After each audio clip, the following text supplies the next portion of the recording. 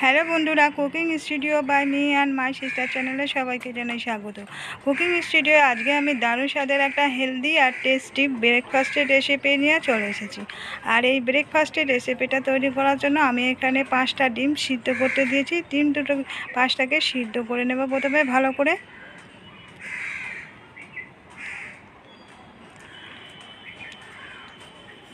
আমি এখানে 5টা ডিম নিয়েছি, আপনারা চাইলে আরও বেশি ডিম দিয়ে করতে পারেন, যেরকম সদস্য সেরকম বুঝে ডিমটাকে দিতে হবে।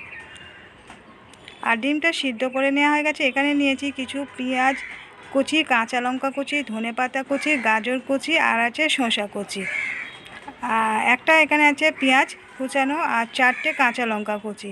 আর গাজর আর শসাটা পুরো ভালো করে মিহি করে গ্রেট করে নিয়েছি মিহি গ্রেটারে। আর কাঁচা লঙ্কাগুলোকে মিহি করে গ্রেট করে নিয়েছি একটা বোলের মধ্যে। এখন দিয়ে দিচ্ছি প্রথমেই গাজর কুচি, পেঁয়াজ কুচি, কাঁচা লঙ্কা সমস্তগুলো সব দিয়ে দেবো। আর পেঁয়াজগুলো ভালো মিহি করে কুচিয়ে নিয়েছি। আর গাজর আর শসাটাকে আমি গ্রেটারে গ্রেট করে নিয়েছি। এখন দিয়ে দিলাম বিট লবণ আর ভাজা মশলা দিয়ে দিলাম 1/2 চামচ। ভাজা মশলাটা আছে ধনে, জিরে আর শুকনো লঙ্কা শুকনো খোলায় ভেজে গুঁড়ো করা। আর দিয়ে দিচ্ছি কাসুন্দি 4 চামচের 2 চামচ। আর এবারে দিয়ে দিচ্ছি তেঁতুলের সস 4 চামচের 3 চামচ। তেঁতুলের সসটা যে এটা কালো তেঁতুল দিয়ে তৈরি করা না, নতুন তেঁতুল দিয়ে তৈরি করা, যেটা তেঁতুলের সসের কালারটা এরকম, যেটা বাড়িতেই তৈরি করে নেয় তেঁতুলের সসটা।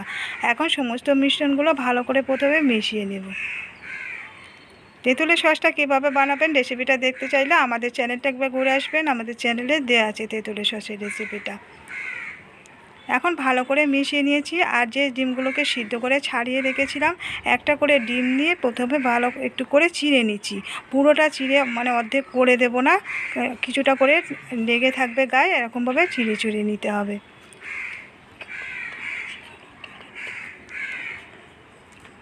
প্রথমে 5টা ডিমই প্রথমে আমি কেটে নেব।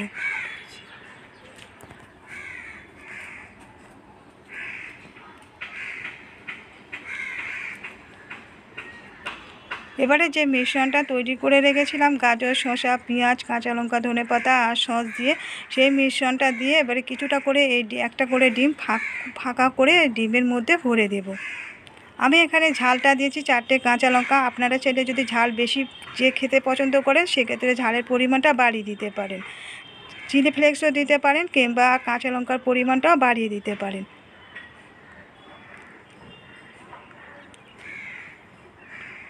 সব কটা ডিমের মধ্যে প্রথমে ভরে নেব। আর এটা যেহেতু বিট লবণ দেওয়া হচ্ছে আর নুনটা ছেড়ে জল ছাড়লে কিন্তু এটা তখন জল হয়ে যাবে, সেই জন্য এটা বেশিক্ষণ করে দেওয়া যাবে না। ভরে নিয়ে সঙ্গে সঙ্গে এগুলোকে খেয়ে নিতে হবে। তৈরি হয়ে গেছে ডিমের দারুণ স্বাদের হেলদি টেস্টি ব্রেকফাস্টের রেসিপি। কেমন লাগলো আজকের রেসিপিটা কমেন্ট করে জানাতে ভুলবেন না। ভালো লাগলে একটা লাইক দিয়ে দেবেন, শেয়ার করবেন এবং সাবস্ক্রাইব করে দেওয়ার রিকোয়েস্ট রয়েছে নতুন বন্ধুদের কাছে।